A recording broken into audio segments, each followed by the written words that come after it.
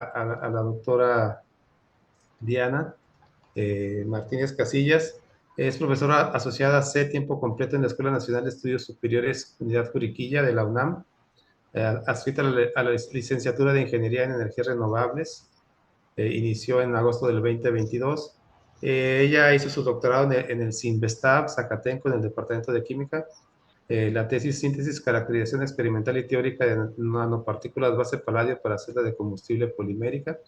Estudió Ingeniería Química en la UNITEC, Universidad Tecnológica en la Ciudad de México. Es miembro del Sistema Estatal de Investigadores nivel 1, me imagino que de Querétaro, y miembro del Sistema Nacional de Investigadores nivel 1 también.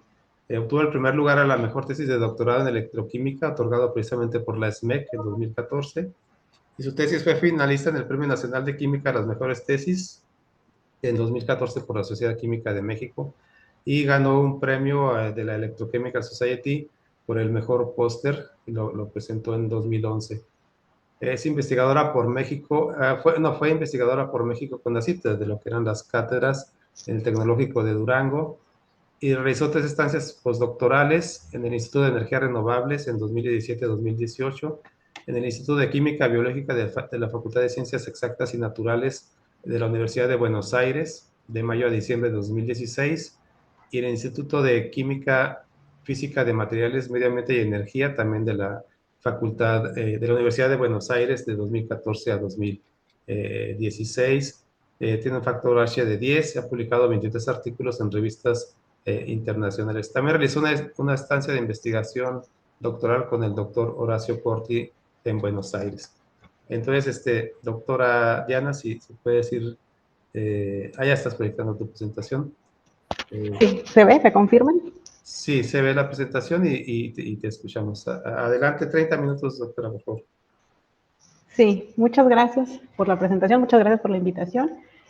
Y pues les voy a platicar un poco sobre todo lo que he trabajado o lo que trabajé en el Instituto de Energías Renovables sobre caracterización de materiales para supercapacitores. ¿Por qué es importante caracterizar los materiales? Bueno, nos permite conocer las propiedades de estos materiales, y esas propiedades son en respuesta a alguna perturbación que le hagamos, algún fenómeno que les hacemos a los materiales que están bajo estudio. Y en nuestro caso en particular, lo que estamos viendo el día de hoy, la caracterización electroquímica de los materiales nos va a permitir conocer o detectar los elementos que participan en el proceso de almacenamiento de carga. Como la mayoría de dispositivos electroquímicos, la energía en los capacitores, supercapacitores o capacitores electroquímicos, las baterías y las celdas de combustible. Todas tienen diversas características de densidad de energía y densidad de potencia. Por ejemplo, las de combustible tienen una alta Se densidad de escucha un poco energía, pero baja cortado. densidad de potencia. Perdón, se escucha un poco cortado tu micrófono. A ver, ¿me escuchan mejor? Sí, ahí ya mejor. Creo que también estamos medio fallando en el internet, andan cambiando.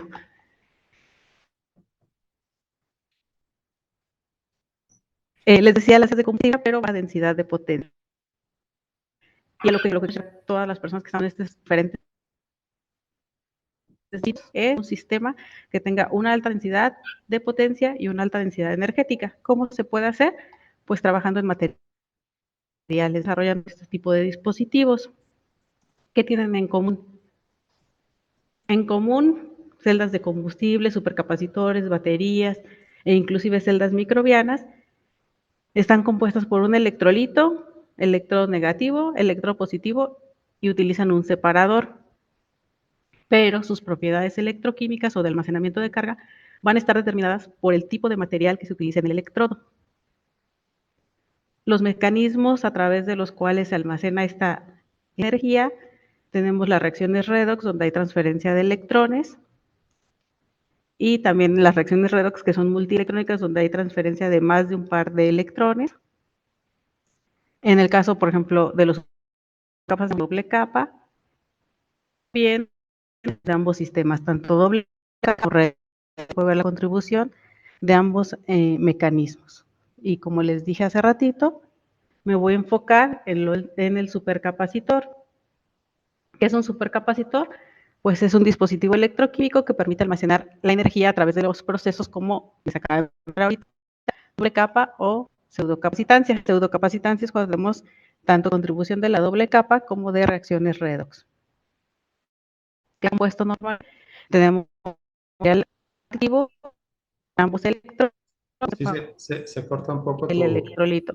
tu micrófono. Tal vez si apagas tu cámara se queda mejor por el internet que dices que está medio lento. Sí, a ver. Déjenme. Dejo de apagar la cámara. A ver si se escucha mejor y mejor. Déjenme, les vuelvo a compartir. Ahí ya se está escuchando mejor. Sí, es que están haciendo mantenimiento. De hecho, la semana pasada nos quedamos un par de días en internet.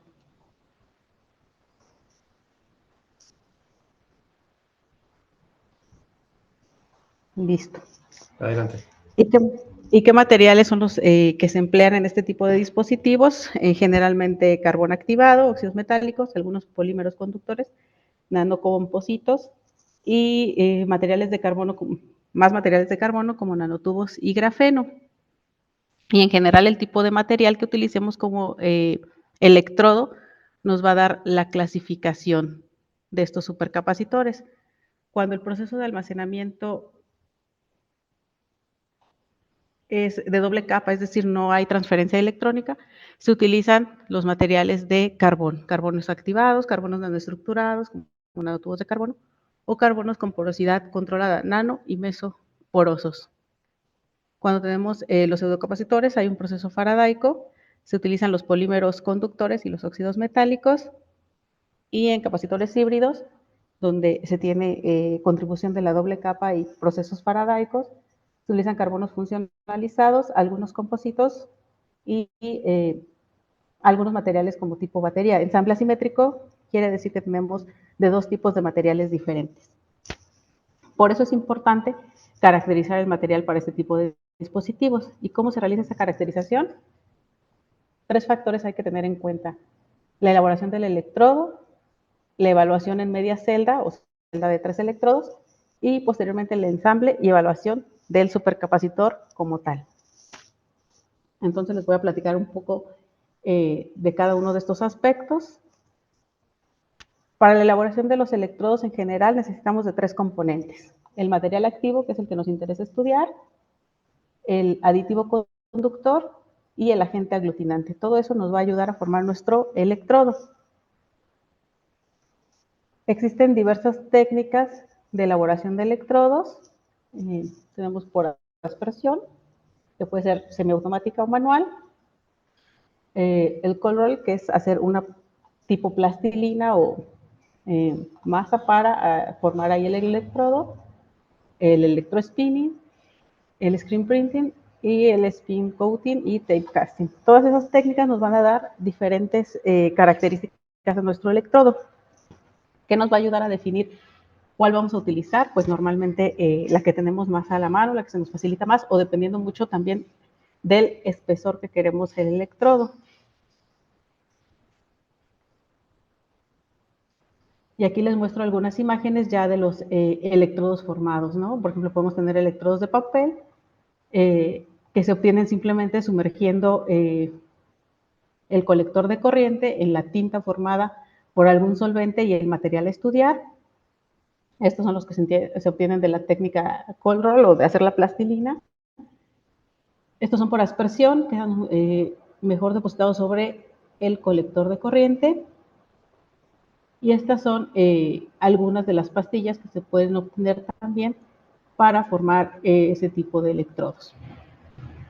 Y este creo que es el más común que todos hemos utilizado, que es haciendo una tinta y depositándolo sobre un electrodo de carbón vitrio, y también vemos que es muy homogénea la superficie que nos queda para evaluar. De todos estos, bueno, sí he hecho pastillas, también este papel, pero con los que trabajé más fueron con esta técnica y les voy a platicar un poco cómo las hacíamos. Normalmente se hace una suspensión en etanol con el material activo, el agente aglutinante, y un aditivo conductor. Se pone a disolver en etanol a 60 grados centígrados y se obtiene la pasta. Y se va amasando, ¿no? Aquí les muestro cómo al inicio se pega sobre la superficie que estamos amasando y posteriormente ya podemos tener una sola plastilina que se despega fácilmente de la superficie, como les muestro en la foto de aquí. Entonces lo que hacemos es cortar el electrodo dependiendo del tamaño que queremos tener, de la superficie de electrodo que queremos tener. Posteriormente se tiene el colector de corriente, el cual previamente es lavado, pesado, se pone el pedazo ya cortado de electrodo y finalmente se prensa para tener la masa de material en el electrodo, porque normalmente lo que hacemos es normalizar por cantidad de material activo en el electrodo. ¿Qué se hace en las medias celdas? Se pone nuestro electrodo de trabajo, el electrodo de referencia, el contraelectrodo, y a través de voltamperometría cíclica lo que podemos obtener es la ventana de trabajo. ¿Por qué es importante la ventana de trabajo? Porque nos va a decir la ventana o el de potencial en el cual podemos estar trabajando nuestro material. Por ejemplo, aquí les muestro diferentes sistemas, algunos electrolitos y las diferentes ventanas en las cuales pueden trabajar. Por ejemplo, yo estuve trabajando un poco en acuosos y vas de 0.8 hasta 1.8 volts. El mecanismo de almacenamiento, como les mostraba, la voltamperometría cíclica es la huella dactilar de los materiales, entonces nos dice qué tipo de mecanismo vamos a tener o a través de qué tipo de mecanismo se va a estar almacenando la carga en nuestro material. La estabilidad, entre comillas lo pondría porque podemos realizar diferentes ciclos en la voltamperometría cíclica y nos va a dar esa respuesta, ¿no? Nos va a decir qué tan estable es nuestro material. Y aquí lo pongo como con varios signos de interrogación. La capacitancia, realmente podemos obtener la capacitancia de evaluación de media celda. Nos da una capacitancia, pero no es efectiva. Es decir, nos da una idea de en qué intervalo puede estar nuestro material, pero realmente lo que necesitamos es hacer la evaluación o llevar la evaluación hasta el dispositivo de 2 electrodos. Se deben estudiar en celda completa tanto el voltaje y la estabilidad, porque es gobernada por ese comportamiento en 2 electrodos. Por ejemplo, aquí podemos tener carbones activados que nos dan de 100 a 300 farads por gramo, pero ya cuando tenemos el dispositivo puede bajar hasta un cuarto. Y algunos ejemplos de qué pasa cuando hacemos el electrodo, si lo hacemos bien, si lo hacemos mal. Les decía que lleva un aditivo conductor. ¿Qué pasa si no le ponemos ese aditivo conductor o si se le pone, como en este artículo que reporta, diferentes cantidades del aditivo conductor? Pues vemos cómo va a variar nuestra capacitancia. Acuérdense que al final de cuentas el almacenamiento va a ser toda la carga que tengamos dentro de este rectángulo, ¿no? Entonces, esa adición del aditivo conductor efectivamente influye en cómo vamos a tener ese material.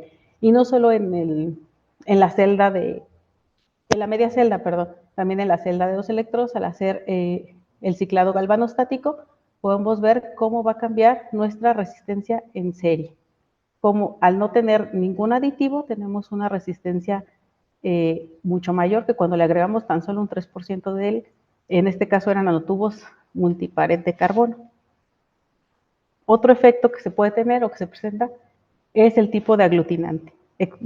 Todos sabemos que existen diferentes tipos de aglutinante, como una AFI, un PVD de teflón, y dependiendo del tipo de aglutinante, también va a verse afectado nuestro, no el mecanismo, porque si pueden ver el mecanismo es igual para todos, pero sí se ve una contribución, baja ligeramente, ¿no?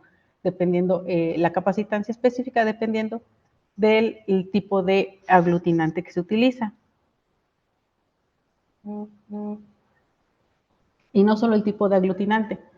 Por ejemplo, si utilizamos nafión en diferentes concentraciones, también nos va a afectar la cantidad y el comportamiento de nuestro material. O si utilizamos polivinilalcohol, igual en diferentes proporciones, nos va a estar dando las respuestas. Entonces vemos que en este caso pinta mejor una concentración baja sin importar tanto el tipo de aglutinante, más bien es la concentración al elaborar nuestros electrodos.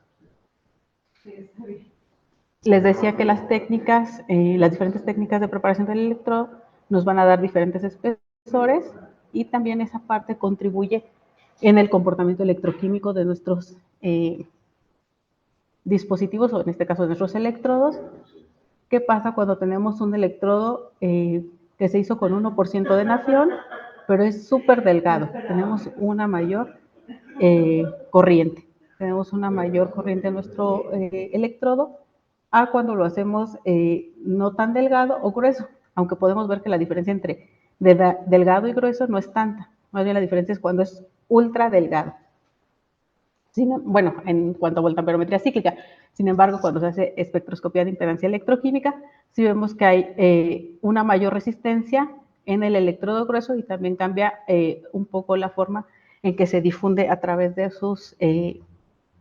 del electrodo nuestros iones que están presentes en el electrolito. Y en el dispositivo completo o de 2 electrodos, vemos que afecta un poco en cuanto a estabilidad.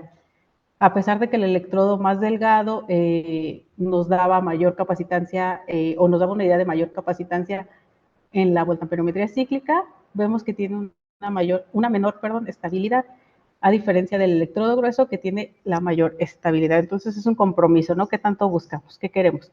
¿Mayor capacitancia o tener una estabilidad larga? ¿Y cómo se ensamblan ya un dispositivo o una celda de 2 electrodos? Bueno, hay diferentes tipos de celdas también. Entre las más usadas están esta plana y la Swaslog. Para las otras normalmente lo que se utiliza es el electrodo, hacer pastillas de electrodo, y en este caso tiene como un poco más de permiso o disponibilidad de usar diferentes técnicas de preparación del electrodo.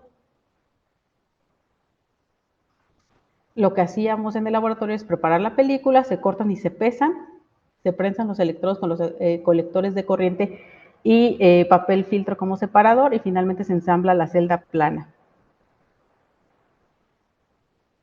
Nuevamente, la primera técnica que utilizábamos era la voltamperometría cíclica para obtener el voltaje de la celda y ahí poder obtener la velocidad de ciclado, a la cual vamos a hacer estas pruebas de carga y descarga, porque lo que necesitamos es normalizar la corriente por el peso del material activo o área geométrica. Normalmente utilizamos el peso de material activo para que sea por gramo de material.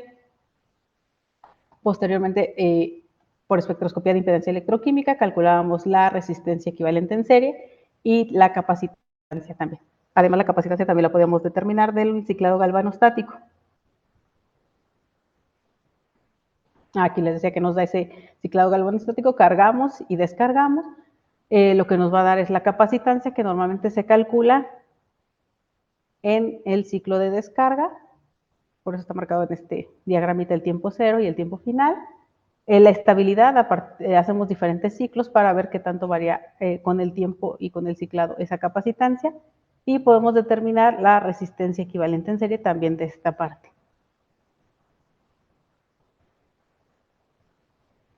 La energía la calculamos con la capacitancia y la ventana de potencial del dispositivo o del supercapacitor. Entonces, para optimizar un supercapacitor, normalmente, les decía al principio, utilizamos o buscamos materiales que tengan mayor capacitancia intrínseca. La ventana también, si tenemos una ventana más amplia de potencial, pues vamos a obtener mayor energía de este dispositivo, para lo cual se desarrollan nuevos electrolitos. Sin embargo, también esta ventana se puede incrementar o se puede aprovechar mejor haciendo un balance de masas de los electrodos, que cuando es el mismo, se puede hacer con el mismo material o cuando son híbridos. Híbridos, les decía que puede usar tipo batería y que son diferentes materiales. Cuando es el mismo material, que normalmente es carbón. Simétrico si se utiliza la misma masa de material en ambos electrodos, y asimétrico si la masa de material activo es diferente. Este es el caso del simétrico. Tenemos el voltaje de la celda es igual al voltaje o la ventana de potencial del material. O serían materiales asimétricos, este sería un ejemplo de híbrido. tenemos la contribución del carbono activado con la contribución, este era un ejemplo con el óxido de manganeso, pero esa parte del ensamble asimétrico también se puede hacer, como les decía, con un solo material, ¿no? Normalmente partimos del potencial a circuito abierto y se saca la diferencia energética hacia el límite positivo y hacia el límite negativo, y esa sería nuestra ventana de trabajo del supercapacitor.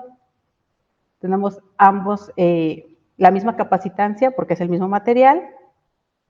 En el caso del simétrico, las masas son iguales. ¿Y qué pasa en cuanto a la ventana de potencial? Pues podemos ver que se tiene una ventana de trabajo. Acuérdense, esta ventana de trabajo la determinamos de aquí, del voltamperograma. Y podemos ver que la parte de límite, no estamos llegando al límite de potencial negativo, no se está aprovechando esa parte de nuestro dispositivo. Entonces, en realidad estamos desperdiciando todo este potencial. El máximo voltaje que vamos a alcanzar va a ser la diferencia entre los que se están aprovechando. Realmente no estamos llegando a lo que podríamos tener o habíamos determinado como ventana de trabajo acá. ¿Qué pasa si nosotros balanceamos nuestros electrodos? Es decir, si la masa del electrodo positivo y del electrodo negativo las definimos con base en su capacitancia y su distancia o su diferencia de potencial. Bueno, el ensamble se llama simétrico y normalmente la relación de las masas es mayor a 1. Entonces, ahora sí, nuestra ventana de trabajo va a ser igual a nuestro voltaje máximo en el supercapacitor o en la celda de 2 electrodos. ¿Por qué? Porque está llegando a los límites completamente, no se está desaprovechando ninguna parte del potencial.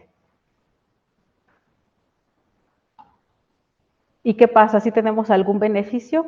Bueno, aquí les muestro unos ciclados respecto a una celda simétrica, es decir, con la misma cantidad de masa de ambos electrodos, con una asimétrica. Entonces podemos ver que si se aprovecha, son diferentes corrientes, por eso se ve diferente o que no llega hasta abajo. Pero en el caso de esta última, por ejemplo, ahí sí vemos que el límite negativo no se alcanza en el simétrico, pero en el asimétrico totalmente se aprovecha, ¿no? E incluso vemos un poco más alto el voltaje de la celda. Pero no solo eso, al realizar dos ensambles, un simétrico y un asimétrico, con el mismo material, se hizo la misma ventana, se hicieron ciclados galvanostáticos con esta densidad de corriente, y vemos que la celda asimétrica tiene un desempeño casi 10 farads por gramo superior comparado con la simétrica. Es decir, no solamente aprovechamos ambos electrodos, sino que también, o llegamos hasta el límite de los electrodos, sino que también se obtiene una mayor capacitancia. Por eso es lo que les comentaba al inicio, ¿no? La manera de optimizar el supercapacitor puede ser también simplemente balanceando la carga de los electrodos, perdón.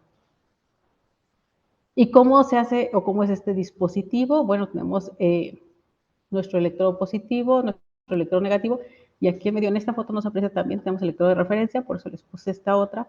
El electrodo de referencia en este caso está cercano al electrodo que queremos utilizar como de trabajo, y nuevamente aquí, ¿no? Les presento cómo llegaba a como si se llega a los límites al sistema de 3 electrodos. Bueno, perdón, de balancear las cargas de los electrodos, sin importar el tipo de material, son dos materiales diferentes. Sin importar el tipo de material, estamos llegando a los límites o aprovechando toda la ventana de potencial. Ese representa nuestro voltaje máximo de los supercapacitores. En el caso ya de los ensambles de 2 electrodos. Creo que me fui muy rápido porque sentía presión por el tiempo, pero bueno, espero igual al final tendremos tiempo para dudas y comentarios. Y ya nada más me queda agradecer a la doctora Karina Cuentas, que fue con el grupo que estuve trabajando esa parte de los supercapacitores, a Iván y a Melissa, que fueron con los que hicimos, Melissa fue con la que hicimos las pruebas del contenido de los aglutinantes en los electrodos. Y a todos ustedes, muchas gracias por su atención. Muy bien, muchas gracias, Diana. Gracias por tu presentación. Y sí, como dices, ya les comenté, dejamos preguntas y comentarios para la mesa redonda del final. Continuamos.